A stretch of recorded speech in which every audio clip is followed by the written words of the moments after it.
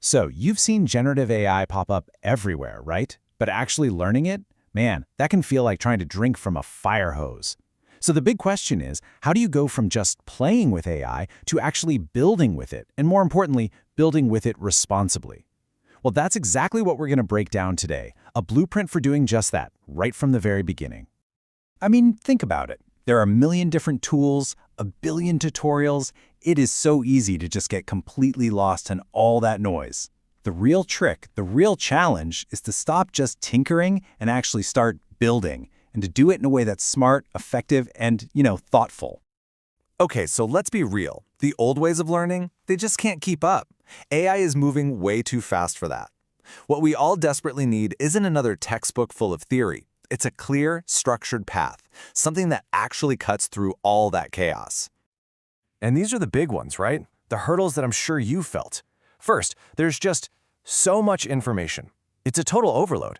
Then there's this massive gap between what you read in theory and what you actually do in practice. Plus, you're trying to navigate all these ethical minefields, and on top of it all, there's no clear map. It's like being stuck in a maze, and honestly, it's super frustrating. So, how do we get out of that maze? Well, the solution we're looking at is a blueprint, and it's built on 3 really solid pillars. Each one is designed to knock down those hurdles we just talked about. Let's dig into what they are. All right, pillar number 1, and this one is maybe the most important. It has to be hands-on. I mean, really hands-on. We're not talking about just passively watching some videos. No, this is about jumping in, getting your hands dirty from day one. You're building stuff, you're critiquing it, you're tearing it down and building it better. That's how you build real skills, not just a head full of facts. Okay, second pillar, it's got to be practical. The whole point isn't to just understand the theory, right? It's to build tools that actually do something, solve real-world problems. We're talking about things like, building a customer support chatbot that works, or an app that can summarize a 50-page report for you. Stuff you can actually use right away. And pillar number 3, this one is completely non-negotiable: ethics. In this whole approach, ethics is never, ever an afterthought or some boring chapter at the end. No way. Things like fairness, safety, and responsible practices, they're woven into every single module, from the very first line of code you write all the way to launch day. Okay, so we've got our foundation, hands-on, practical, and ethical. Now let's actually walk through what that learning journey looks like. We're going to see how someone goes from knowing just the very basics to actually building a working prototype. So where do you start?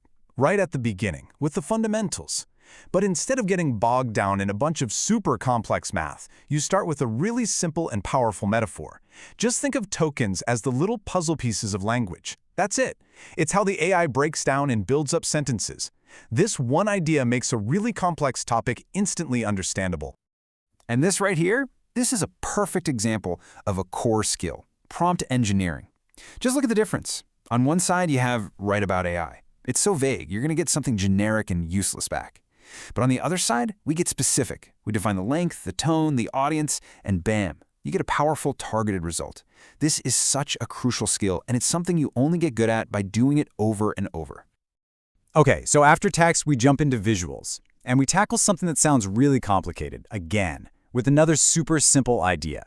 Just imagine this. You've got an artist, we'll call that the generator, who is trying to create the perfect forgery. And then you have a detective, the discriminator, whose only job is to spot the fake. It's this constant battle between them that pushes the artist to get better and better, creating these unbelievably realistic images. Cool, right? Now this is where it all comes together, the capstone project. But hey, this is not just some final exam. Think of it more like a full simulation of a real-world development cycle.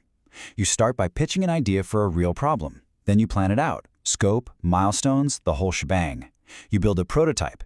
And then, and this part is so important, you do an ethical audit, not at the end, but right in the middle of the project, before you ever show it to anyone. And that ethical audit, it's not just a box you tick on a form. It is so fundamental that it needs its own spotlight. Because in this way of thinking, building with a conscience isn't some nice-to-have extra. It's a core skill, just as important as writing code. This is how you make ethics real and actionable. A simple tool like this launch checklist forces you to stop and ask the really hard questions before you go live. You have to ask yourself, did we audit our data sets for bias? Are we protecting user privacy? Is there a human in the loop when it really counts? It takes these big, abstract ideas and turns them into concrete steps you have to take. And this quote, This really cuts to the heart of the whole matter. It says, no model should be used for high-stakes decisions without human review. And let's be clear, that's not a friendly suggestion. It's a hard and fast rule for being responsible. Whenever a decision could seriously impact someone's life, think loans, jobs, healthcare, an algorithm can't be the final judge. Period. A human has to be there. So when you look at the whole journey, it becomes pretty clear that this is about so much more than just learning to code.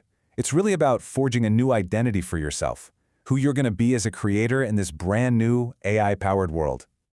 And check this out. It's about earning identities, not just skills. So you might earn a badge for being an ethics defender. Think about what that means. You're not just a coder or an automation builder. You're also an ethics defender. That title, that identity, means your responsibility goes way beyond just making the tech function. It means you're committed to making it work for everyone and doing it safely and fairly. And that really brings us right back to the beginning. The future is being built with AI. That's not up for debate. So the only real question left, the one that truly matters, is this. Who's going to build it? Are they just going to be skilled coders, or will they be the thoughtful, responsible, and ethical architects that our future really desperately needs?